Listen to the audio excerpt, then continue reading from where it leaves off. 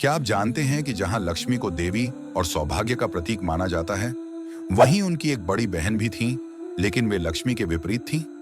जी हाँ, उनकी बहन थी अलक्ष्मी, जो दरिद्रता, क्लेश और दुर्भाग्य की देवी थी। पर सवाल ये उठता है, जब लक्ष्मी समृद्धि और खुशहाली लेकर आई, तो फिर अलक्ष्मी का जन्म क्यों हुआ? ये कहानी शुरू होती है सृष्टि के एक महाकाव्य घटनाक्रम से, समुद्र मंथन। जब देवता और असुर अमृत के लिए समुद्र का मंथन कर रहे थे, तो सबसे पहले हलाहल विष निकला, जिसने पूरी सृष्टि को जलाने की क्षमता रखी।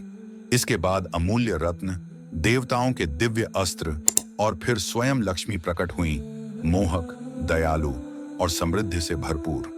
लेकिन जैसे ही लक्ष्मी के प्रकट होने का प्रकाश चारों ओर फैला, उसी क्षण समुद्र से एक और शक्ति जन्मी, अलक्ष्मी।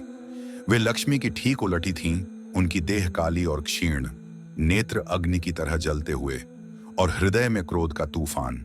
उनके आने से वातावरण में स्याहपन छा गया, भूमि बंजर हो गई और जहां वे जाती, वहां कलह, गरीबी और दुर्भाग्य उत्पन्न होने लगता। देवताओं ने भयभीत होकर विष्णु से प्रार्थना की, प्रभु, यदि यह शक्ति संसार में विचरण करने लगी तो सृष्टि नष्ट हो जाएगी।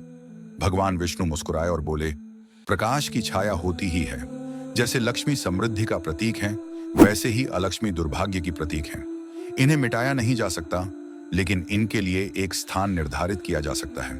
तब विष्णु ने अलक्ष्मी को आदेश दिया कि वे उन स्थानों पर निवास करें जहां अधर्म, आलस्य, लोभ, अपवित्रता और कलह का वास हो। उन्होंने शाप दिया कि जहां ज्ञान, दान और प्रेम होगा, वहां अलक्ष्मी टिक नहीं पाएंगी। लेकिन अलक्ष्मी भी कम नहीं थी। उन्होंने क्रोधित होकर उत्तर दिया, मैं वहां निवास करूंगी जहां लोग अन्न को बर्बाद करेंगे, स्त्रियों का अपमान होगा और मनुष्य पाप करेंगे। मैं वहां रहूंगी जहां असत्य और अधर्म का बोलबाला होगा। और तभी से यह संघर्ष शाश्वत हो गया। एक ओर लक्ष्मी का प्रकाश, तो दूसरी ओर अलक्ष्मी की छाया।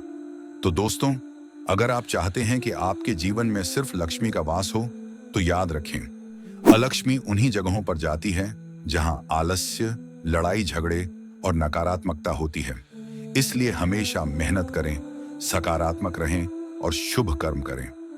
अगर आपको यह कहानी दिलचस्प लगी तो वीडियो को लाइक करें, चैनल को सब्सक्राइब करें और कमेंट में बताइए कि क्या आपने पहले कभी अलक्ष्मी के बारे में सुना था।